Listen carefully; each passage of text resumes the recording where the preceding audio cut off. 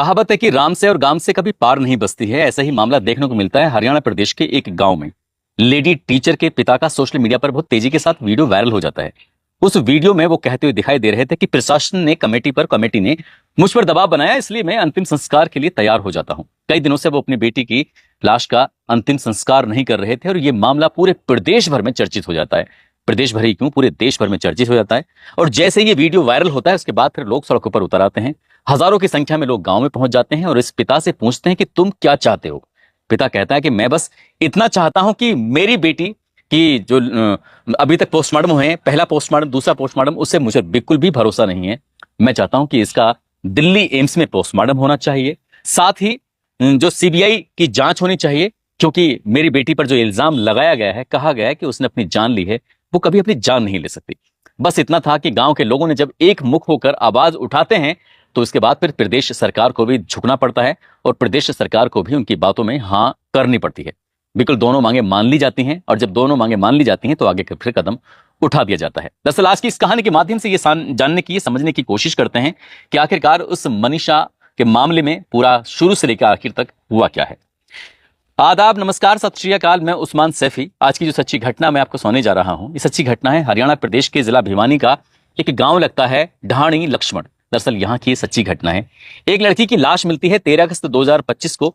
अब जब लाश मिल जाती है, एक सिंघानी गांव लगता है, उसी के पास एक नहर है, नहर के पास एक खेत है, खेत में जब लाश मिल जाती है उसके लगभग 4-5 दिन के बाद 18 अगस्त 2025 को स्कूल के कॉपी के पन्नों में एक नोट लिखा हुआ था, पत्र लिखा हुआ था, और उस पत्र में जो लिखा हुआ था उसमें एक जिक्र किया गया था कि उसे किसी ने मारा नहीं बल्कि उसने खुद ही अपनी जान ली है।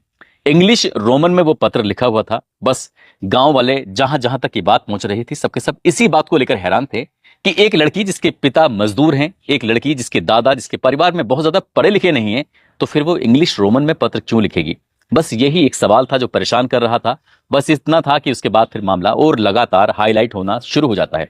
हालांकि पोस्टमार्टम की रिपोर्ट के हिसाब से अगर माने तो मनीषा की मौत का जो कारण बताया जाता है कि उसने कोई कीटनाशक लिया था, जिसकी वजह से जो बॉडी में उसके कीड़े मारने वाली दवा के अंश मिलते हैं।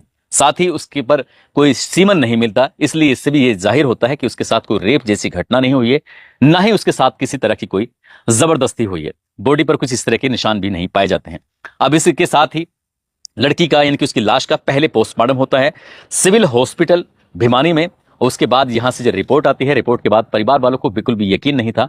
मामला लगातार बढ़ता चला जाता है। फिर से दोबारा से इसका पोस्टमार्टम किया जाता है रोहतक पीजीआई में। और जब ये पोस्टमार्टम होता है तो वाकाता इसकी वीडियोग्राफी होती है। बड़े बड़े एक्सपर्ट उसमें लगाए गए थे और एक्सपर्ट ने जो अपनी रिपोर्ट दी तो उस रिपोर्ट से पता चलता है कि जिसके मेडिकल सुपरिटेंडेंट जो होते हैं रोहतक पीजीआई के, डॉक्टर कुंदल मित्तल, वो इस लीड कर रहे थे। और फोरेंसिक पैथोलॉजी, साथ ही मेडिसिन के जो एक्सपर्ट प्रोफेसर होते हैं वो उसमें शामिल थे। वो भी एक ही बात कहते हैं कि बॉडी पे किसी तरह के कोई निशान नहीं है, किसी ने कोई जबरदस्ती करने की कोशिश नहीं की है। और ऐसा लग रहा था जैसे क्या उसे अगर कोई किसी चीज से काटेंगे तो काटने पर एक निशान, शार्प जैसा निशान होगा, लेकिन काटा नहीं गया था, बल्कि उस पर ऐसा लग रहा था जैसे किसी जानवर ने उसे खाने की कोशिश की है। एक तरफ कहते हैं कि कीटनाशक के पीने से, उसका इस्तेमाल करने से जान चली गई है, दूसरी तरफ ये कहते हैं कि उसकी जो बॉडी है, उसके जो शरीर के कुछ हिस्से को किसी जानवर ने खा लिया है। लेकिन जानवर उसके हिस्से को खा लेता है और वो ना तो डॉग स्क्वाड को, ना ही पुलिस की टीम को, ना ही फोरेंसिक टीम को, किसी को वो जानवर नहीं मिलता, क्योंकि उसने भी तो जो उसके अंश थे उस कीटनाशक के उस जानवर के अंदर भी चले गए होंगे। ये तो साबित नहीं कर पाते हैं, लेकिन जैसे जैसे बात आगे कर रहे थे उससे कहीं ना कहीं कहानी बिगड़ती चली जाती है। दरअसल अगर हम इसकी हिस्ट्री में जानने की कोशिश करें तो 11 अगस्त 2025 को एक लड़की जो अपने घर से निकलती है ढाणी लक्ष्मण से, जो सिंघानी में एक स्कूल होता है, प्ले स्कूल, जहां पे उसने लगभग 1 या 1.5 महीने पहले ही ज्वाइन किया था। उस स्कूल में रोज जाना, रोज वापस आना। लेकिन 11 अगस्त 2025 की तारीख कुछ अलग थी। वो अपने परिवार से ये कहकर जाती है कि वो आइडियल कॉलेज है, वहां से नर्सिंग का एक फार्म लेगी, बीएससी नर्सिंग का, और वहां से फार्म लेके जब घर आएगी, यानी कि थोड़ा देर से आएगी, जो स्कूल की बस उसे लाती थी, ले जाती थी, उस ड्राइवर से वो बात करती है कि भैया आज मैं आपकी गाड़ी से नहीं आऊंगी, बल्कि मुझे आइडियल कॉलेज में एक फार्म लेना है। जब फार्म लेने की बात करती है वो चली जाती है। उसके बाद जब घर लौट कर वापस नहीं आती है तो घर वाले परेशान हो जाते हैं।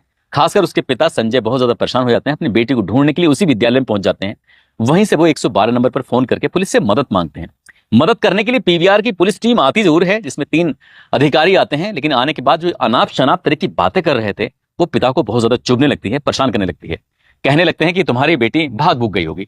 ये बात वाकई परेशान करने वाली थी। पिता ने बड़े दृढ़ता के साथ ये कहा कि जिस काम के लिए आप यहां पर आए हो ना, वो काम करो, इस तरह की बातें मत करो।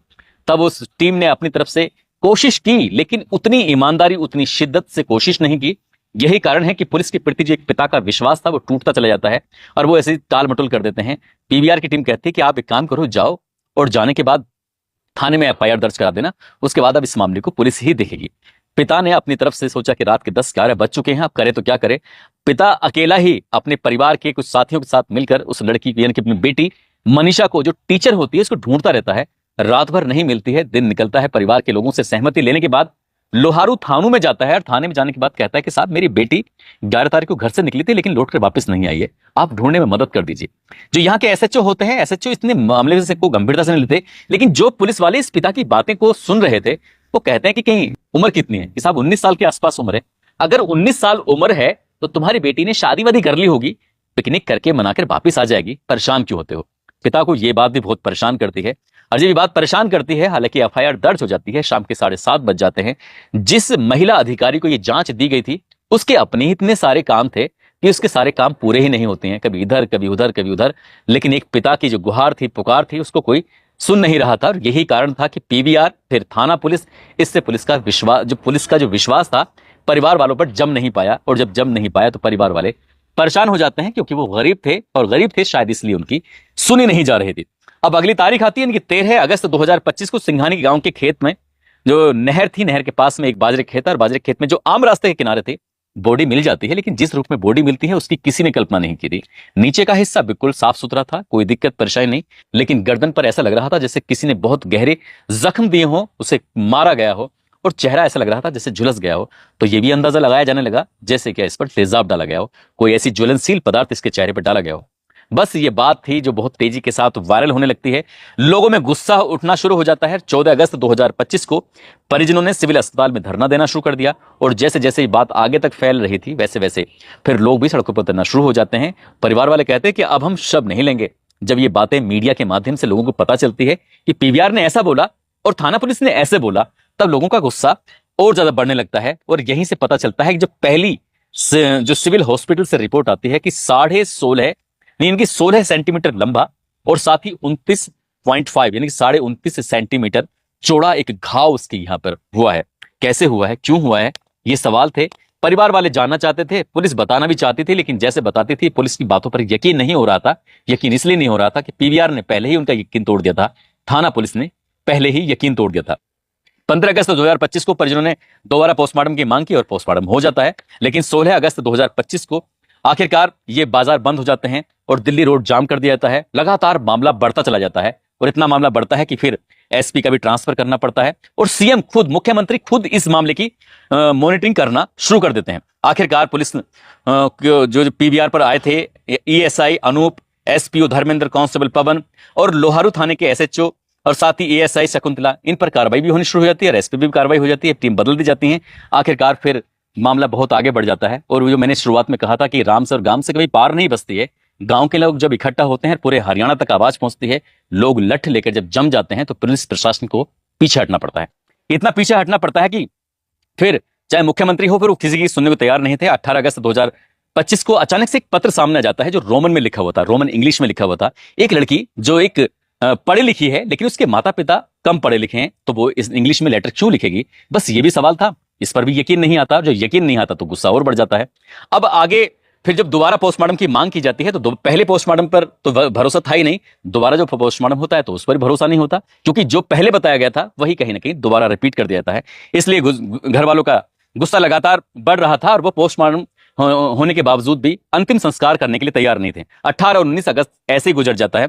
हालांकि पिता ये कह देते हैं कि हम जांच से संतुष्ट हैं और अंतिम संस्कार कराने के लिए तैयार हो जाते हैं, लेकिन इसी बीच में जो वीडियो वायरल हो जाता है तब ये बात असल में पता चलता है कि दरअसल परिवार पर दबाव बनाया गया था, फिर कमेटी में दबाव बनाया गया, वो तैयार भी हो जाते हैं। लेकिन जैसे ये दबाव की बात लोगों तक पहुंचती है तो हजारों की संख्या में लोग सड़कों पर उतर आते हैं और जो सड़कों पर उतरते हैं तो जाहिर सी बात है क्या होता होगा आगे कि पुलिस प्रशासन को फिर ठंडा होना पड़ता है और उसके बाद फिर आगे कहानी बढ़ती है। मांग निकल के दो आती है कि सीबीआई जांच होनी चाहिए इस मामले की। अब सीबीआई जांच होगी तभी संतुष्ट होंगे, और जो भी पहला और दूसरा पोस्टमार्टम होता है हमें इस पर भरोसा नहीं है। दिल्ली के एम्स में जाने के बाद पोस्टमार्टम होना चाहिए, वहां से जो रिपोर्ट आएगी फिर उसके बाद अंतिम संस्कार करने के लिए तैयार हो जाएंगे। परिवार वाले कुछ जब भरोसा वाली बात आती है तो मुख्यमंत्री को ट्वीट करना पड़ता है, उसमें लिखना पड़ता है, भिवानी की हमारी बेटी मनीषा और उनके परिवार को न्याय दिलाने के लिए प्रदेश सरकार तथा पुलिस प्रशासन पूरी गंभीरता और पारदर्शिता के साथ कार्य कर रहे हैं।